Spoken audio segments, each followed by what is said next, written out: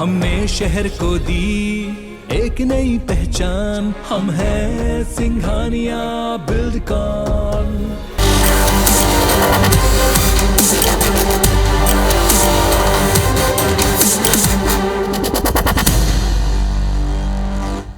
नमस्कार, मैं हूं स्टार जैन और हमारी खास पेशकश में आपका स्वागत है। इस स्पेशल रिपोर्ट में आज हम बात करेंगे कोल संकट को लेकर। विश्व का 5वां सबसे बड़ा कोल का स्टॉक भारत में मौजूद है। बावजूद उसके हर साल बड़े पैमाने पर देश में कोयल का इंपोर्ट किया जाता है। प्रधानमंत्री नरेंद्र मोदी के द्वारा आत्मनिर्भर भारत अभियान शुरू किया गया था, जिसके बाद कोल इंडिया लिमिटेड ने भी इस दिशा में अपने कदम बढ़ाए और देश भर के उद्योगपतियों से चर्चा कर ये निर्णय लिया था कि कोल का इंपोर्ट कम किया जाएगा और देश के भीतर ही कोल का उत्पादन बढ़ाने के साथ कोल की उपलब्धता सुनिश्चित की जाएगी। उद्योगपतियों ने भी कोल इंडिया लिमिटेड की इस अभियान की तारीफ की और अपना समर्थन दिया था और उम्मीद जताई थी कि उन्हें पहले से ज़्यादा कोल मिलेगा। लेकिन गलत प्लानिंग की वजह से कोल इंडिया का यह अभियान सक्सेस नहीं हो पाया है। छत्तीसगढ़ समेत देश में 6 महीने के भीतर ही कोयले का संकट सामने आने लगा है दूसरी बार। आज हमारी स्पेशल रिपोर्ट में हम बात करेंगे कि आखिर कोयले का संकट ये क्यों आया है और इसके लिए कौन जिम्मेदार है। इस कोल के संकट से पावर प्लांट के साथ साथ उद्योगों पर कितना असर पड़ रहा है, ये भी हम बात करेंगे।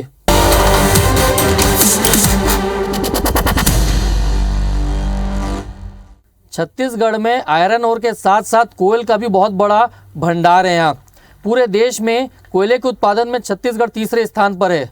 SCCL पिछले कई सालों से न सिर्फ छत्तीसगढ़ बल्कि देश के दूसरे राज्यों में भी कोल की आपूर्ति करते आ रहा है। लेकिन इस साल गलत नीति की वजह से SCCL अपने उत्पादन में पिछड़ गया है और अब तक लक्ष्य का सिर्फ 60% कोल का ही उत्खनन हो पाया है। अपनी नाकामी को छुपाने के लिए SCCL प्रबंधन ने कोयले की सप्लाई में कटौती भी शुरू कर दी है।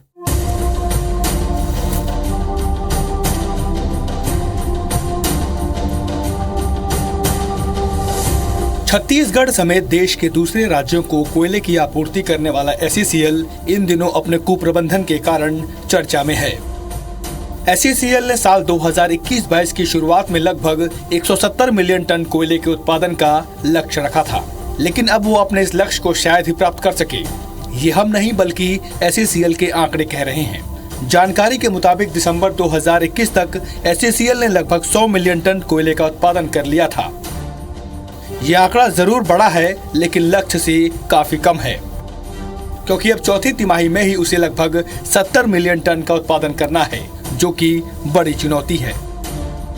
इतनी विकराल समस्या तो पहली बार हम फेस कर रहे हैं। छोटी मोटी समस्याएं आती थी, वो भी गर्मियों के समय में, पर ऐसा ठंड के समय में और ऑफ सीजन में इतनी विकराल समस्या पहली बार हमने फेस करी है। अब जैसे हमारे को 100% जैसे कोल की रिक्वायरमेंट है, उसकी जगह यहाँ पे मुश्किल से 70% 72% ऐसा कोल मिल रहा है, तो 28 से 30% का प्रोडक्शन लॉस हो रहा है।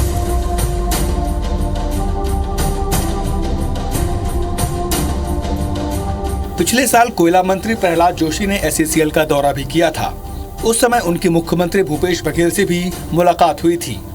तब कोयला मंत्री ने जानकारी दी थी कि कोल इंडिया ने पूरे देश में 2 लाख करोड़ रुपए का इन्वेस्टमेंट करने का प्लान बनाया है, जिसमें से लगभग 50,000 करोड़ रुपए छत्तीसगढ़ में निवेश किया जाएगा।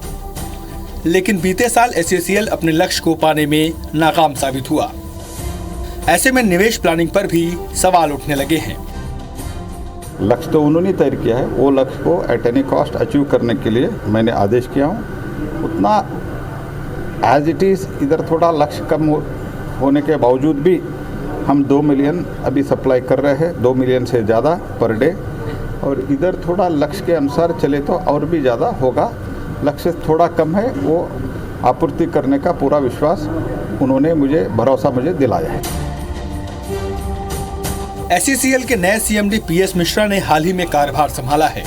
चालू वित्तीय वर्ष में अधिक कोयला उत्पादन के साथ ही वो अगले कुछ सालों में SCCL के कोयला उत्पादन के टारगेट को 250 मिलियन टन तक पहुंचाना चाहते हैं।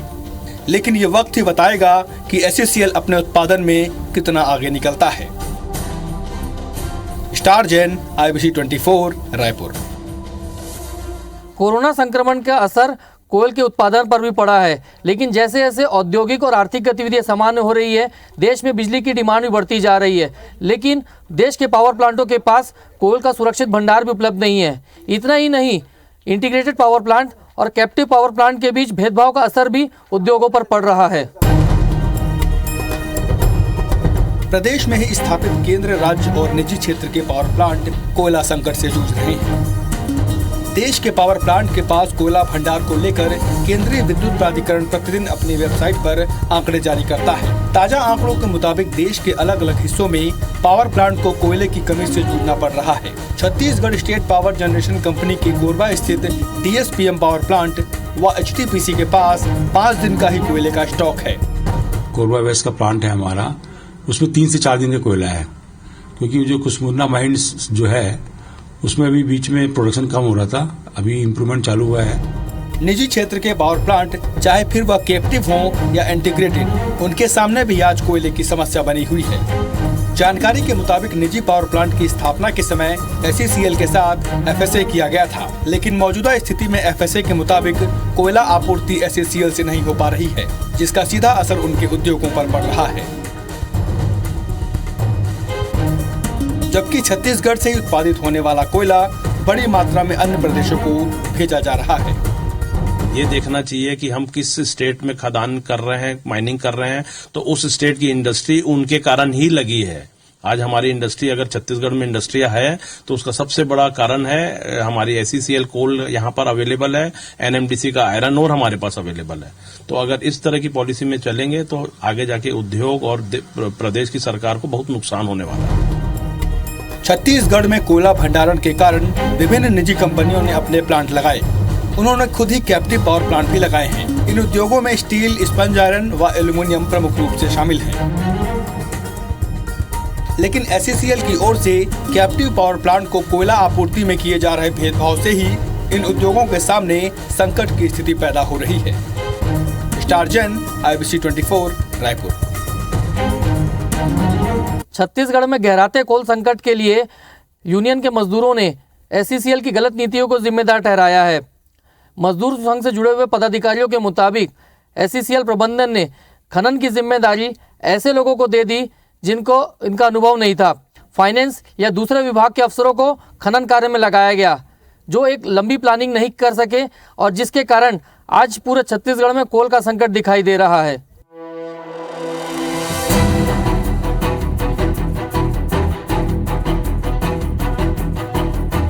उद्योगों के सामने कोल संकट का सबसे बड़ा कारण कोयले का उत्पादन कम होना है, जिसके लिए SCCL की गलत नीतियां सीधे तौर पर जिम्मेदार है। भारतीय कोयला खदान मजदूर संघ की माने तो पूर्व में माइनिंग में ऐसे अधिकारियों को जिम्मेदारी दी गई जो फाइनेंस या फिर दूसरे विभागों से थे। वे दीर्घकालीन समयबद्ध योजना नहीं बना सके। सही प्लानिंग नहीं होने से कहीं लैंड यूज की समस्या है, तो कहीं पर कर्मचारियों में असंतोष, तो कहीं खदानों में पानी भरा हुआ है। लॉन्ग टर्म ठोस प्लानिंग नहीं होने की वजह से आज ये समस्या बड़ी हो गई है, जिसका सीधा असर सीधे तौर पर अब कोयले के उत्पादन पर पड़ रहा है। SCCL का जो प्रोडक्शन है, हमेशा हम लोग नंबर 1 में ही रहते थे कोल इंडिया में। हमारा रेटिंग कभी 1 से 2 नहीं हुआ, लेकिन दुर्भाग्य से इस बार अभी जो रेटिंग हुआ है उसमें हम लोग पीछे हो गए हैं। इसका मुख्य कारण यह है कि लंबे समय से यहाँ जो हमारे माइनिंग के जो उच्च पदाधिकारी हैं, वो फाइनेंस या दूसरे विभागों से लोग थे, CMD थे, जो लंबे समय की योजना समयबद्ध नहीं बना है, जिसका प्रभाव धीरे धीरे करके 4-5 साल में अभी हमको दृष्टिगोचर हो रहा है कि सही कहीं पर प्लानिंग नहीं है। मजदूर संघ से जुड़े पदाधिकारियों का मानना है कि SCCL ने छोटी छोटी समस्याओं पर समय पर ध्यान नहीं देकर खुद उन समस्याओं को बड़ा कर लिया है। यूनियन के नेताओं के मुताबिक अधिकारी ऑफिस में बैठकर प्लानिंग करते हैं, लेकिन फील्ड में कर्मचारी और मजदूर ही काम करते हैं। इसलिए जब तक प्रबंधन कर्मचारियों से चर्चा नहीं करेगा, उन्हें समस्या का पता नहीं चल सकता। और SCCL में पिछले कुछ सालों से ऐसा ही हो रहा है। यही कारण है कि कभी लक्ष्य से अधिक उत्पादन करने वाले SCCL आज अपने पिछले लक्ष्य से भी काफी पीछे चल रहा है। कोयले के यूनियन के लोगों से बैठकर चर्चा करे, उनको तवज्जो देना बंद कर दिया, उनकी बातें सुनना बंद कर दिया है, और इस वजह से और भी दिक्कतें हो रही हैं। जब तक संगठन से चर्चा प्रबंधन नहीं करेगा तो जो समस्याएं हैं उसके बारे में कैसे पता चलेगा उसको? वो तो अपनी मुर्गी की एक टांग लेके बैठा हुआ है, और इस वजह से और दिक्कत हो रही है। हालांकि कोल संकट के इस स्थिति के बीच एसईसीएल के नए सीएमडी प्रेम सागर मिश्रा का कहना है कि एसईसीएल के पास कोयले की कोई कमी नहीं है। उत्पादन में आ रही समस्याओं को दूर कर प्रोडक्शन बढ़ाने के प्रयास किए जा रहे हैं ताकि पावर और नॉन पावर सेक्टर को पर्याप्त कोयले की आपूर्ति की जा सके और उत्पादन का लक्ष्य हासिल किया जा सके। कोयले का उत्पादन दिन प्रतिदिन बढ़ रहा है, उसको और कैसे बढ़ाया जाए और इस कंपनी का जो आने वाले वर्षों में 250 बिलियन तक पहुंचने का जो लक्ष्य है उसको पहुंचा जाए, हम उसके लिए मिल करके काम करेंगे। तो ये कि कोयले की कमी हो रही, कोयले की कमी नहीं हो रही। कोयले के उत्पादन में हमेशा आगे रहने वाले एसईसीएल के पास अनुभवी कर्मचारी और मजदूरों की एक बड़ी फौज है, जिन्होंने पहले भी कोयले के संकट के दौर में अपने अनुभव से एसईसीएल को समस्या से उबारा है। लिहाजा मुख्यालय में बैठे अधिकारियों को चाहिए कि वो खनन के क्षेत्र में विशेषज्ञ लोगों को ही खनन के कार्य की जिम्मेदारी दें और अनुभवी मजदूरों और कर्मचारियों की भी सलाह लें। छत्तीसगढ़ के उद्योगों के सामने पिछले 6 महीने में दूसरी बार कोल का संकट पैदा हो गया है। एसईसीएल ने जो प्लानिंग की थी शायद वो सही तरीके से नहीं रही, जिस वजह से वो अपने लक्ष्य से भी पीछे रह गया है। जानकारी के मुताबिक एसईसीएल 94% कोयला पावर प्लांटों को देता है और सिर्फ 6% कोयला ही वो नॉन पावर सेक्टर के उद्योगों को देता है। लेकिन उत्पादन कम होने की वजह से उसने एसईसीएल की तरफ से पिछले कुछ दिनों में 3 आदेश जारी किए गए, जिसके कारण नॉन पावर सेक्टर के उद्योगों के सामने कोयले का बड़ा संकट सामने आ गया है। एसईसीएल से मिलने वाले कोयले के आधार पर ही प्रदेश के रायगढ़, कोरबा, बिलासपुर और रायपुर में कई बड़े स्टील प्लांट लगे, जो कि लगभग पिछले कई सालों से प्रदेश की अर्थव्यवस्था को मजबूती प्रदान करते आए हैं। लेकिन एसईसीएल प्रबंधन की लापरवाही और ताबड़तोड़ 3 आदेश के कारण आज प्रदेश के नॉन पावर सेक्टर के उद्योग कोयले की भारी कमी का सामना कर रहे हैं। देश भर में कोयले के बढ़ते डिमांड के बीच एसईसीएल पावर सेक्टर को प्राथमिकता के आधार पर पहले कोयला उपलब्ध करा रहा है, जो कि छत्तीसगढ़ के अलावा देश के दूसरे राज्यों में भी जा रहा है। केवल 6% कोयला ही नॉन पावर सेक्टर को दिया जाता है, जबकि 94% कोयला पावर सेक्टर को जाता है। ऐसे में पहले से ही प्रदेश के नॉन पावर सेक्टर के उद्योग कोयले की कमी से प्रभावित होते रहे हैं। लेकिन बीते कुछ दिनों से ये संकट और अधिक गहराया हुआ है, क्योंकि एसईसीएल ने 3 अलग अलग आदेश निकाले, जिसने उद्योगों की चिंता और बढ़ा दी है। कोयले का राजनीति चल रही है। एक कोयला माफिया है, वो चाहता है कि कभी भी कोयला पूरा ना मिले। कोयला पूरा नहीं होगा तो कारखाना बंद करनी करेंगे। किससे कोयला खरीदेंगे? हमसे खरीदेंगे, बाजार में खरीदेंगे, 1.5 दूना दाम में खरीदेंगे। उद्योगपतियों की माने तो स्थानीय संसाधनों का पहला हक स्थानीय उद्योगों का है। उन्हें प्राथमिकता के आधार पर जो राज्य सरकार, भारत सरकार और एसईसीएल ने एग्रीमेंट किया है, उतना कोयला मिलना ही चाहिए। लेकिन एसईसीएल और कोल माफियाओं की मिलीभगत के कारण इसके विपरीत काम किया जा रहा है। इस स्थिति में प्रदेश के स्टील सेक्टर के उद्योगों के पास इंपोर्ट कोल के अलावा कोई और रास्ता नहीं बचा है। लेकिन इंपोर्ट कोल की कॉस्ट आज 16,000 रुपये प्रति टन तक पहुंच गई है, जो कि एसईसीएल से मिलने वाले कोयले के दर के मुकाबले काफ़ी ज़्यादा है।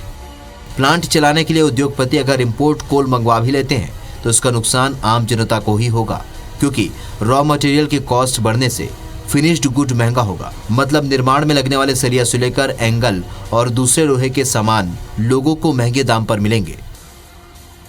तो असर आएगा ही। अगर कोई भी चीज़ नीचे सब चीज़ें महंगी हुई हैं अभी, तो उसका असर स्टील के प्राइस में भी आएगा। स्टील का प्राइस बहुत बढ़ रहे हैं और इसका नतीजा उसका रीज़न ही यही है कि नीचे के रॉ मटेरियल महंगे होते जा रहे हैं। कोल लाइफ टाइम हाई चल रहा है, कोल अभी आज तक इतना हाई नहीं चला। तो ये परेशानियाँ कोल के कारण हो रही है। स्टील के प्राइस बढ़ रहा है। अगर कोल कम होगा तो डेफिनेटली स्टील के प्राइस भी डाउन होंगे और आम जनता को उसका फ़ायदा मिलेगा। अब अगर उद्योग अपने नुकसान को बचाने के लिए इंपोर्ट कोल नहीं मंगाते हैं तो उन्हें अपना उद्योग बंद करना पड़ेगा। उद्योग अगर बंद होंगे तो इसका सीधा असर रोजगार और रेवेन्यू पर पड़ेगा। उद्योगों में काम करने वाले हजारों मजदूर जहां बेरोजगार हो जाएंगे, तो वहीं सरकार को टैक्स के रूप में मिलने वाले रेवेन्यू पर भी इसका बड़ा प्रभाव पड़ेगा। लिहाजा उद्योग संघ ने इस संबंध में राज्य सरकार से हस्तक्षेप करने और इसका निराकरण करने की मांग की है। हमारे छत्तीसगढ़ में फिर भी हमने सीएम से मुलाकात की है। आज भी एसईसीएल के अधिकारियों से हमारा प्रतिनिधिमंडल मिलने गया हुआ है। उन्होंने एश्योर किया है कि कम से कम 75% कोल यहाँ की लोकल इंडस्ट्री को दिया जाएगा। बाकी स्टेटों में जैसा हमको सुनने में आ रहा है कि 50% भी कोल उपलब्ध नहीं है। और हमारी सरकार ने प्रयास किया है और हम अभी आगे ही जैसे मुख्यमंत्री साहब फ्री होंगे हम और आगे डिस्कस करके कोल की उपलब्धता बढ़ाने, क्योंकि लोकल यहाँ पे कोल का प्रोडक्शन है छत्तीसगढ़ के साथ, ये प्लस पॉइंट है। और उसके बाद भी यहाँ की लोकल इंडस्ट्रियों को सप्लाई नहीं हो पाती, तो ये थोड़ी दिक्कत वाली बात है। कोल संकट के बीच एसईसीएल नॉन पावर उद्योगों को कोयला नहीं देने से संबंधित किसी भी आदेश से इनकार कर रहा है। एसईसीएल प्रबंधन की माने तो उनकी पहली प्राथमिकता में पावर सेक्टर जरूर है, लेकिन इसके साथ ही डिमांड के मुताबिक नॉन पावर सेक्टर को भी कोयले की आपूर्ति सुनिश्चित की जा रही है। छत्तीसगढ़ में कोल संकट पर अब राजनीति भी गरमाने लगी है।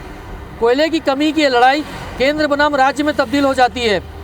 केंद्र सरकार कोयला उत्पादन में राज्य सरकार की तरफ से सहयोग नहीं मिलने की बात करती है, जबकि राज्य सरकार केंद्र पर राज्यों के साथ दोहरा मापदंड अपनाने का आरोप लगाती है।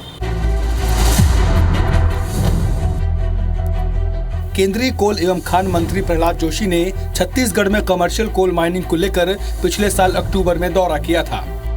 उस समय केंद्रीय मंत्री ने जानकारी दी थी कि कमर्शियल कोल माइनिंग के लिए भारत सरकार ने प्रदेश में कुल 9 खदान का चयन किया गया था, जिसमें से 5 कोल माइंस को लेकर राज्य सरकार ने आपत्ति जाहिर की थी और इसे रिप्लेस करने का प्रस्ताव दिया था।